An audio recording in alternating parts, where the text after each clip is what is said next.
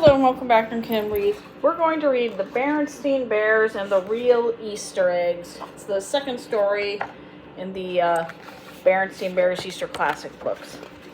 To celebrate new life at Easter, eggs and bunnies come in handy.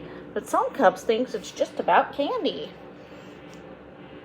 19, 20, 21, 22, 23. How about that? Said Sister Bear. I got 23 Valentines at school today. 7 signed with names, 8 guess who's, and 8 swacks. That means sealed with a kiss. Brother smiled. He knew that there were 24 cubs in Sister's class, and Teacher Jane made every cub give another cub a Valentine. But Sister was enjoying her Valentine so much that he didn't say anything. Besides, he'd go out and fight a few himself. I just love holidays, said Sister. I wish every day was a holiday. Then you can get stuff every day. Oh, said Mama, who had been listening. Is that all holidays mean to you, getting stuff? Sure, said Sister. You get turkey stuffing and pumpkin pie on Thanksgiving, presents on Christmas, and valentines on Valentine's Day. What's wrong with that? What's wrong with that, said Mama, is that holidays are about much more. Thanksgiving is about being thankful, Christmas is about goodwill and peace on earth, and Valentine's Day is about love and friendship. What do you think about that, my dear? Asked Papa.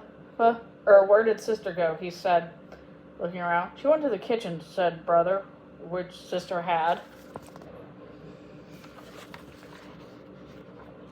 She gone into the kitchen to look at the calendar on the wall. She was looking ahead for the holidays. She looked at the rest of February. There weren't any more big holidays in February. She looked in March. She didn't see any big holidays in March either. But then she looked in April, and right in April was a really big holiday. Easter, yum, she thought. Coconut eggs, jelly beans, chocolate bunnies, yum, and double yum.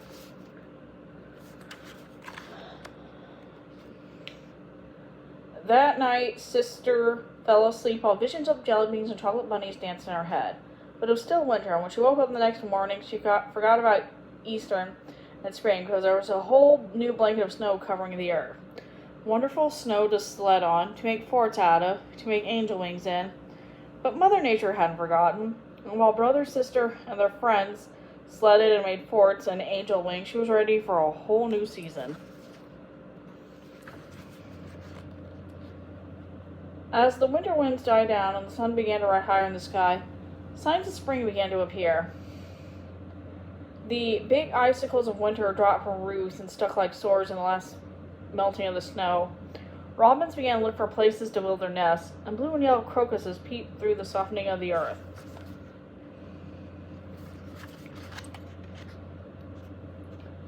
And it wasn't very long before reminders of Easter began in supermarkets and on television.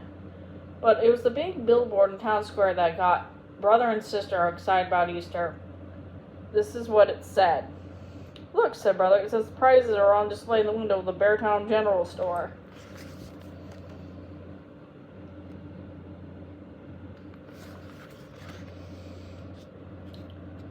And were they ever?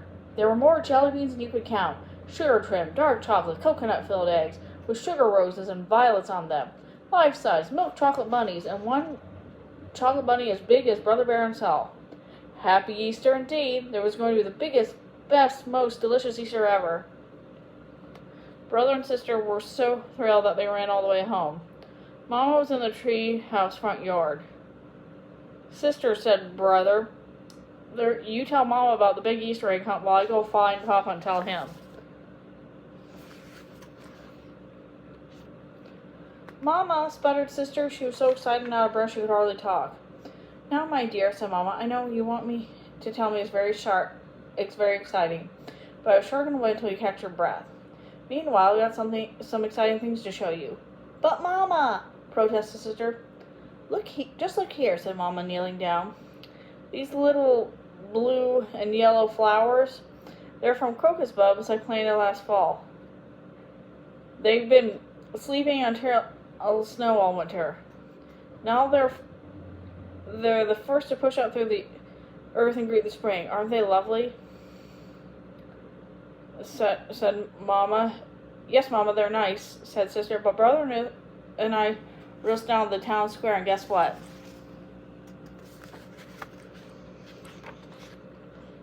Mama didn't quite hear Sister because she had walked across the yard and was looking closely at a scratchy-looking bush. It didn't look like much to Sister. This is a forsythia, said Mama. It doesn't look like much now, but come the first warm sunny day, it will burst with thousands of brilliant yellow flowers. Surely you remember from last spring, my dear. Sister did, sort of, and it was pretty, but it didn't go compare with those sugar roses and violets on those dark chocolate Easter eggs or those zillions of brightly colored jelly beans. That's when Papa and Brother came running around the house. Papa was just as excited as Brother and Sister. How about that? Cried Papa. How about what? Said Mama. Didn't Sister tell you? Said Papa. There's going to be a big Easter egg hunt on the town square, and you should hear the prizes. More jelly beans than you could ever count.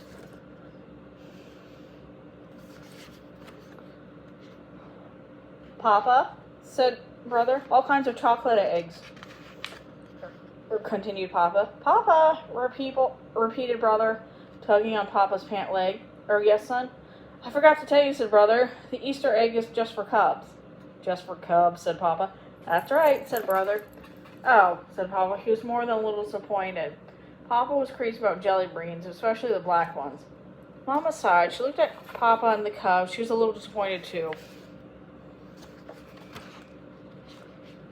The day of the Easter egg hunt dawned bright and early.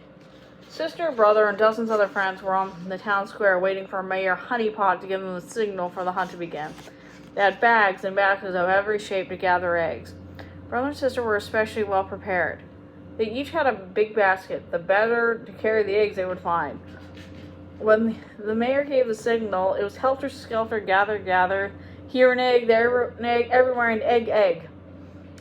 But Brother and Sister had a plan. Instead of hunting where the cubs were, they moved to the woods at the edge of the square.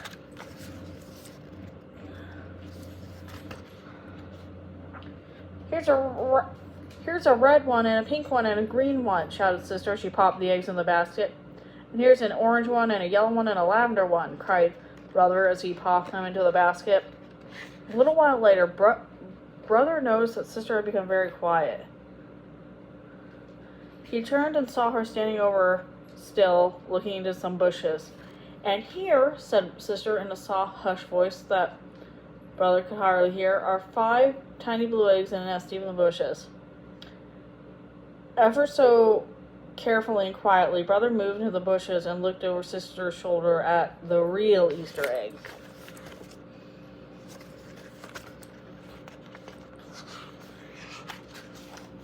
And together they watched, one by one, each tiny blue egg crack open, and a tiny, scraggly, wet baby robin would struggle to come out.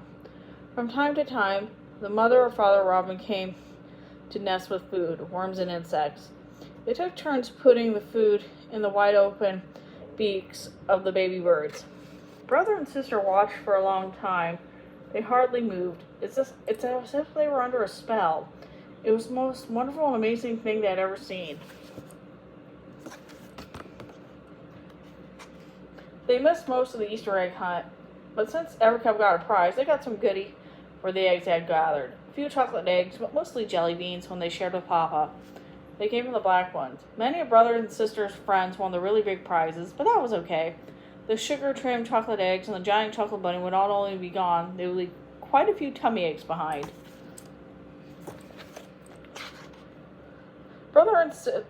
Sister and Brother would never forget those baby birds, and the wonder of Easter and its message of new life would stay with them forever. And that's the end of the book. Thanks for listening.